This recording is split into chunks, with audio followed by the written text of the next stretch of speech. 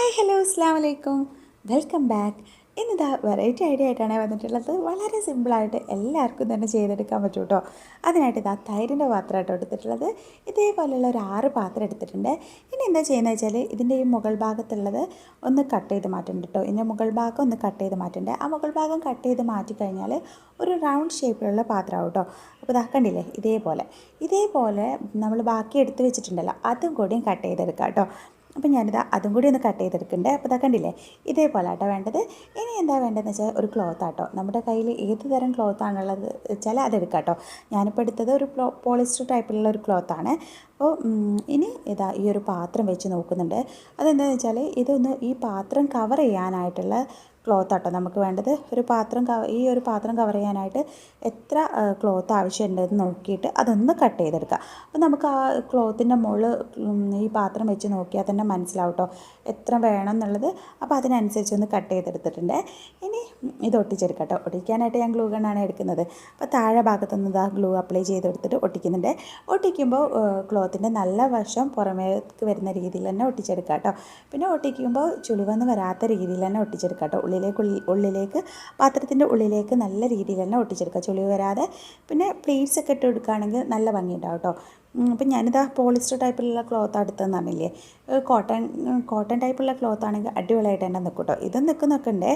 ഇനി അപ്പോൾ ഇതാ ഞാനത് കവർ ചെയ്തെടുത്തിട്ടുണ്ട് കേട്ടോ. ഇനി എന്താ ചെയ്യുന്നത് വെച്ചാൽ ഇതിനുള്ളിൽ വെക്കാനായിട്ട് ഇതാ ഒരു കാർഡ്ബോർഡിൻ്റെ പീസ് എടുത്തിട്ടുണ്ട് കേട്ടോ.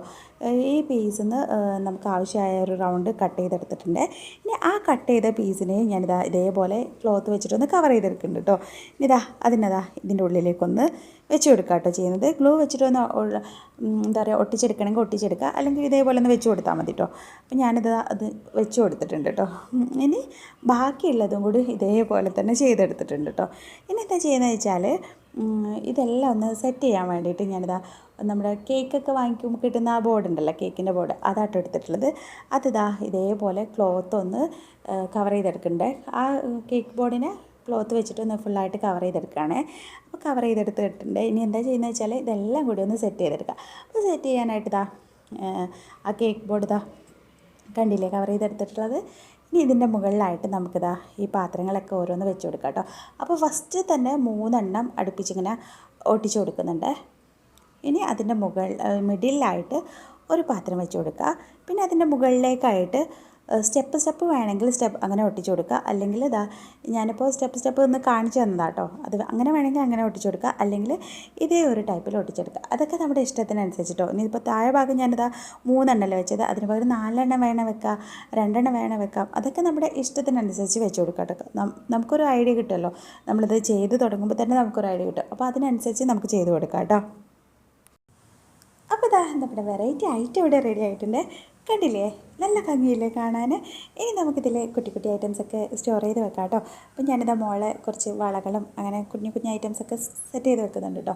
നിങ്ങൾക്ക് എങ്ങനെയാണോ, ഇനിയിപ്പോൾ കുട്ടികളുള്ള വീട്ടിലായാലും എന്തായാലും ഇങ്ങനെ കുഞ്ഞു ഐറ്റംസൊക്കെ ഉണ്ടാവുമല്ലോ, അതൊക്കെ സ്റ്റോർ ചെയ്ത് വെക്കാനും നല്ല അടിപൊളി ഒരു ഐറ്റമാണ് കേട്ടോ. ഇനിയിപ്പോൾ ഒന്നും സ്റ്റോർ ചെയ്ത് വെക്കാതെ ഇങ്ങനെ വെറുതെ ഒരു ഷോക്ക് വെക്കാനും നല്ല ഇതാണ് കേട്ടോ. നല്ല ഭംഗിയുണ്ട് കാണാൻ. ഒരു തൈര് പാത്രങ്ങൾ വെച്ചിട്ടാണ് ഇത് ചെയ്തിട്ടുള്ളതെന്നൊന്നും ആര് കണ്ടാലും പറയില്ല കേട്ടോ. പിന്നെ ഇതേപോലെയുള്ള തൈര് പാത്രം എല്ലാവരും വീട്ടിലും ഉണ്ടാവണം എന്നില്ല, എന്നാലും ഇതേ ഷേപ്പിലുള്ള പാത്രങ്ങളൊക്കെ ഉണ്ടാവുമല്ലോ, അപ്പോൾ അത് വെച്ചിട്ടും ഇതേപോലെ ചെയ്തെടുക്കാം കേട്ടോ. പിന്നെ ക്ലോത്ത് എല്ലാവരും വീട്ടിലുണ്ടാവുമല്ലോ. പിന്നെ കേക്ക് ബോർഡിന് പകരമായിട്ട് കാർഡ്ബോർഡിൻ്റെ പീസ് എടുക്കാം കേട്ടോ. പിന്നെന്താ, ഇനി ഈ വീഡിയോ ഇഷ്ടമാണെങ്കിൽ ലൈക്ക് ചെയ്യുക, ട്രൈ ചെയ്ത് നോക്കുക, ട്രൈ ചെയ്ത ശേഷമുള്ള അഭിപ്രായങ്ങളൊക്കെ പറയാം കേട്ടോ. പിന്നെ ഇതേപോലെയുള്ള വെറൈറ്റി വീഡിയോസായിട്ട് ഞാൻ വരാം കേട്ടോ. അതുവരെ എല്ലാവർക്കും ബൈ, അസ്സലാമു അലൈക്കും, ടേക്ക് കെയർ.